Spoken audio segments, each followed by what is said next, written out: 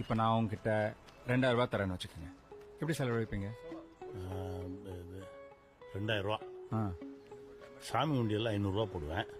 அப்புறம் கார் வாங்க வீடு வாங்க 2 உண்டியல் இருக்கு. இதுல ஒரு 500, அதுல ஒரு 500, மீதி 500 ரூபா கை காசு வச்சுக்குவேன். எப்படி சேமிப்பீங்கன்னு கேட்கல, எப்படி செலவழிப்பீங்கன்னு கேட்டேன், அதுவும் ஒரே நாளில். செலவு துணிமணி எடுப்பேன். ஆனா தீபாவளிக்கு இன்னும் 6 மாசம் இருக்கேன். ஸ்வீட் காரம் வாங்கிட்டு போயிருவேன். 2000 ரூபாய்க்கு ஸ்வீட் காரை வாங்குவியா? உங்க குடும்பத்தில் என்ன ஆசைப்படுறீங்க? அவங்களுக்கு என்ன வாங்கினா சந்தோஷமா இருக்கும்?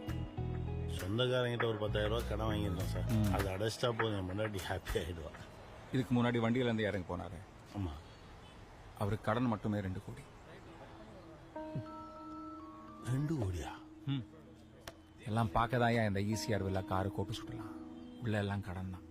நீ சொன்னால நீயே போயிட்டனா உன் மனைவி தள்ளு வண்டி வச்சு போயிச்சுப்பான்னு, அவன் முழு குடும்பம் நடுத்தருவில் வந்து நிற்கும். இவ்வளவு கடன் இருந்தா எப்படி சார் நிம்மதியா தூங்க முடியும்? பழகிடும். நிறைய காசு சேர்க்கணும்னா நிறைய சம்பாதிக்க வேண்டிய அவசியம் இல்லை, நிறைய கடன் வாங்கணும். ஓஹோ, நம்மளையெல்லாம் நம்பி யார் சார் கடன் தருவோம்? ஸ்வீட்டு கார டிஃபன் 200 ரூபாய் தாண்டாதவங்களுக்கு 2000 ரூபாய் கடன் யார் கொடுப்பாங்க? சார் எதுக்கு சார் இவ்வளவு பணம்? நான் அமௌண்ட் சொன்ன போது ஒரு பிரேக் பிடிச்ச பாரு, அதுக்குதாயா. ஓஹோ, 200 ரூபாய் சம்பாதிச்சுன்னா 2000 ரூபாய் செலவழி, 2 லட்சம் தானா ஒன்று தேடு.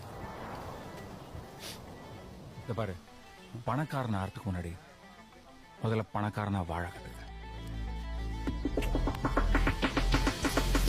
நல்லா இருக்கியா?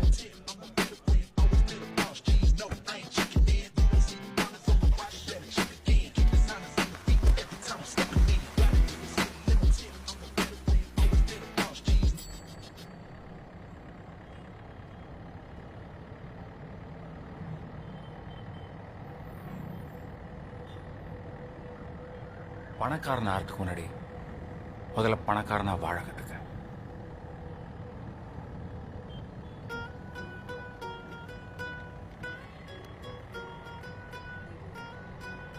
ஏய் சாந்தி, நீயும் பாலுவும் ரெடியா இருங்க. சாயந்தரம் வெளியே போறோம். இனி எல்லாமே அப்படிதான்.